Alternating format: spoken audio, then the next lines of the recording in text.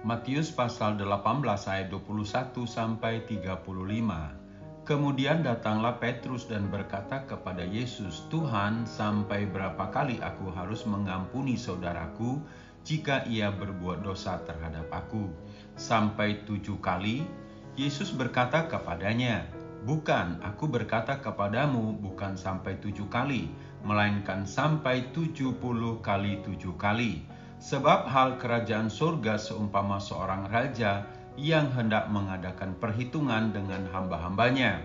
Setelah ia memulai mengadakan perhitungan itu, dihadapkanlah kepadanya seorang yang berhutang 10.000 talenta.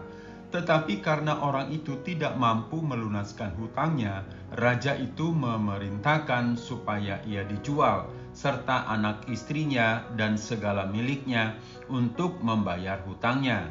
Maka sujudlah hamba itu menyembah dia. Katanya, 'Sabarlah dahulu, segala hutangku akan kulunaskan.' Lalu tergeraklah hati raja itu oleh belas kasihan akan hamba itu, sehingga ia membebaskannya dan menghapuskan hutangnya.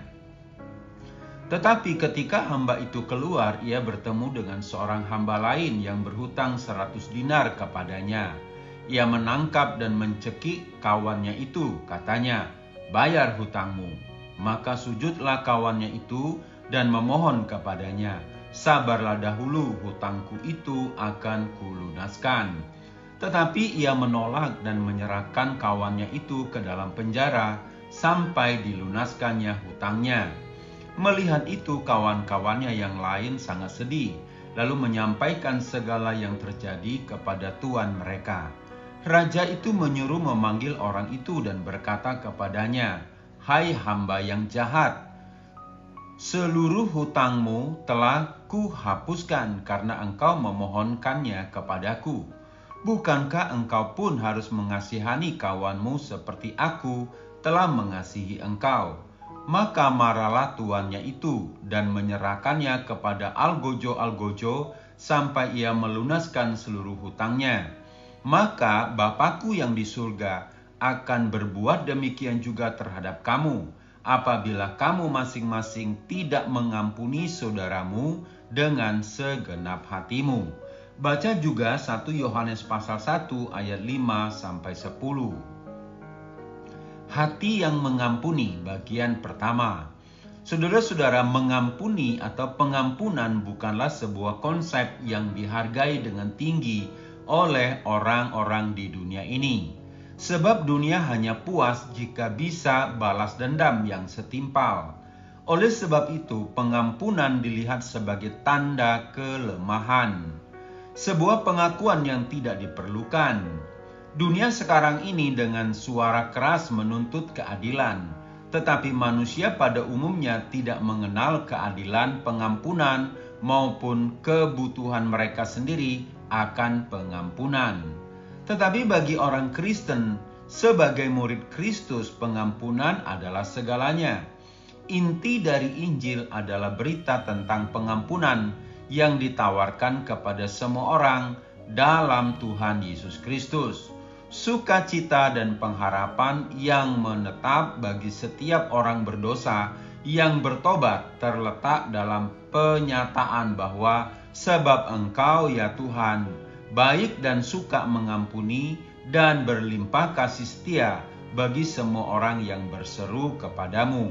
Mazmur 86 ayat 5. Bahwa karena kematian yang menggantikan, kematian dalam pengorbanan yang mendamaikan, dan kebangkitan yang memberi kemenangan dari Tuhan kita Yesus Kristus. Jika kita mengaku dosa, maka Ia adalah setia dan adil, sehingga Ia akan mengampuni segala dosa kita dan menyucikan kita dari segala kejahatan. 1 Yohanes 1 ayat 9. Saudara-saudara, jika demikian, pengampunan Allah sekali percaya diterima dan dinikmati, pasti memiliki dampak pada hati kita sendiri. Hal yang umum pada pikiran yang kedagingan adalah fokus pada diri sendiri dan kesalahan yang orang lain perbuat terhadap kita. yang dicontohkan dalam pertanyaan Petrus, sampai berapa kali aku harus mengampuni saudaraku jika ia berbuat dosa terhadap aku? Penekanan tambahan merupakan suatu yang harus juga kita perhatikan. Tetapi pemahaman akan besarnya dosa kita terhadap Allah dan betapa luasnya pengampunannya kepada kita seharusnya memberi kita perspektif yang tepat tentang hal-hal yang remeh yang kita tanggung dari perbuatan orang lain. Maka Tuhan Yesus membuat perbandingan pada utang yang dimiliki oleh seseorang. Seperti inilah kerajaan surga dalam ayat 23, bahwa orang-orang yang melayani sang raja, segala raja adalah mereka yang berhutang kepadanya, apa yang tidak mungkin dilunasi, utang yang sebesar 10.000 talenta dalam ayat yang ke-24. Dan yang pantas menerima hukuman karena utang mereka, tetapi mereka telah diampuni secara cuma-cuma dalam ayat 27. Dalam kasus seperti ini betapa tidak terbayangkan jika ada jiwa yang tidak mengasihi dan tidak mau mengampuni yang ditemukan dalam umat Allah. Apakah ini menyiratkan bahwa hamba yang tidak mengampuni itu pada dirinya sendiri tidak pernah mengalami pengampunan Tuhan? Saudara-saudara, perhatikanlah kalimat ini. Mengampuni karena sudah diampuni. Jadi standar mengampuni adalah sebagaimana kita telah menerima pengampunan dari Allah. Dalam Efesus 4 ayat 32 mengatakan, tetapi hendaklah kamu ramah seorang terhadap yang lain, penuh kasih mesra dan saling mengampuni, sebagaimana Allah di dalam Kristus telah mengampuni kamu. Saudara-saudara, belajar firman Tuhan dengan benar, maka kita akan mengerti mengampuni dengan benar.